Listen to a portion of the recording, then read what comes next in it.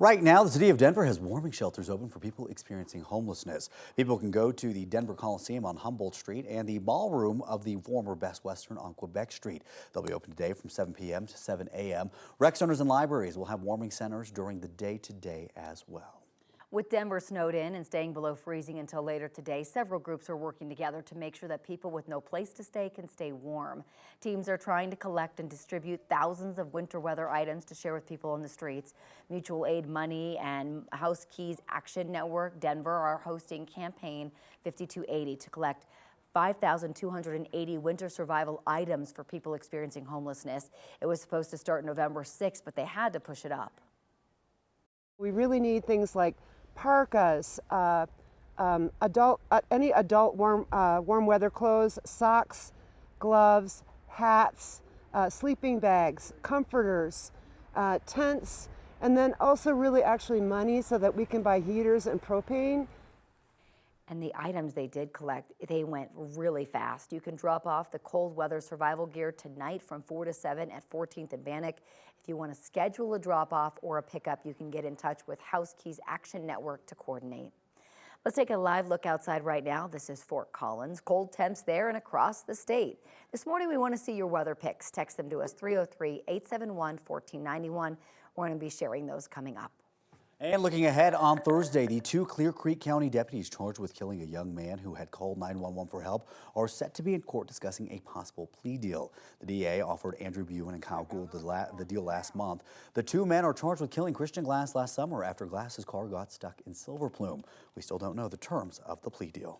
United Auto Workers have expanded their strike against General Motors to GM's engine plant in Spring Hill, Tennessee. The plant employs 4,000 workers and sends motors to 9 assembly plants.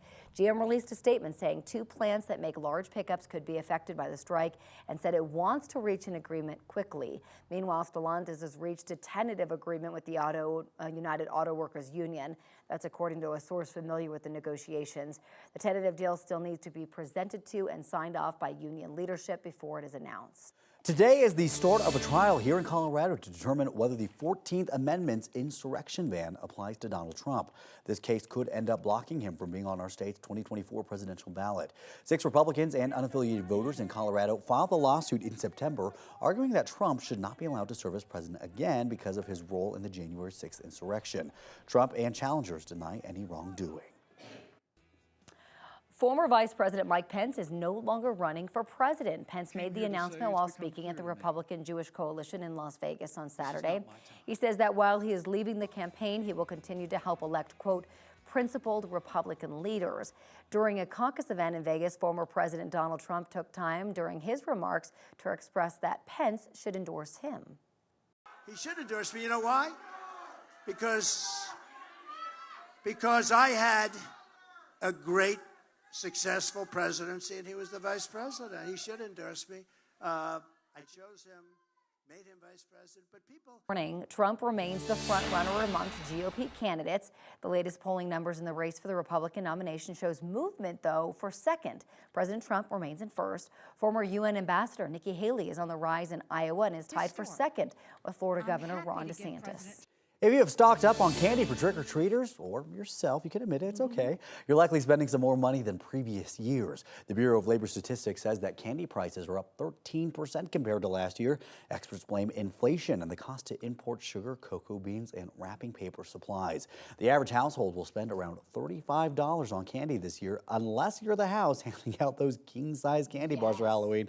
Then you're likely spending a whole lot more. When I said if you're buying it for yourself, I'm talking about me. I technically bought it for the trick-or-treaters. I just broke into it. Same. It is now 6:06, and President Joe Biden and First Lady Jill Biden will welcome trick-or-treaters to the White House this week to celebrate Halloween. The invitation list includes local Washington, D.C. area students and children from military families. Representatives from several government agencies, including the Department of Transportation, State Department, and NASA, will be on hand to help pass out candy. And one thing you want to know about the weather, let's look at our weekend in detail. 62 on Saturday with sunny skies. That's actually above the normal high of 60 degrees. More of the same for your Sunday, 63 and partly sunny. All right, Ed, thank you. Right now, we want to help get you out the door this hour. We are following some southbound I-25 delays. You can see that incident over blocking a couple lanes this hour at 58th Avenue through the North Washington stretch. Right side of your screen is just behind that. The delays that we're dealing with because of this clearing incident this hour. A lot of brake lights into the Federal Heights area. Just be mindful of slick spots as you get ready to head out the door. We want to send things out to meteorologist Kelly Chalmers joining us live from Boulder.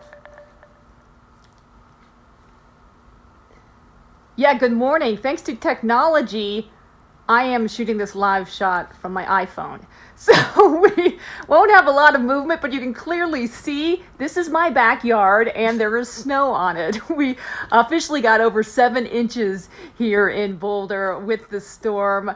The snow is still certainly, as you can see, out here on the lawn. The streets, I just checked the residential street in front of my house, and basically what it was like yesterday had been plowed. The streets are plowed. They are crunchy now and slick because temperatures well below freezing, and that's going to stay that way throughout the morning. So again, if you're heading out anytime soon up here, the roads are slick. Highway 36 rather, not too bad. It's been plowed and treated, so it's pretty good. But again, the residential streets are still pretty icy, pretty slick. The other, of course, big story here is the cold. It is very, very chilly here, and so for parents sending their kids to the bus stop or to school even, make sure they bundle up in layers because, yeah, it's a shocker. It is cold out here. I actually came out here to do this live shot from my phone without gloves, and now I'm going to be running into my house and getting some on. But anyway, yeah, so not too bad, pretty pleasant. The snow, obviously sticking around, but the drive, not too bad. Jordan, back to you. All right, Keely, get inside, get warm, find your gloves, and we'll check in back in with you in just a moment.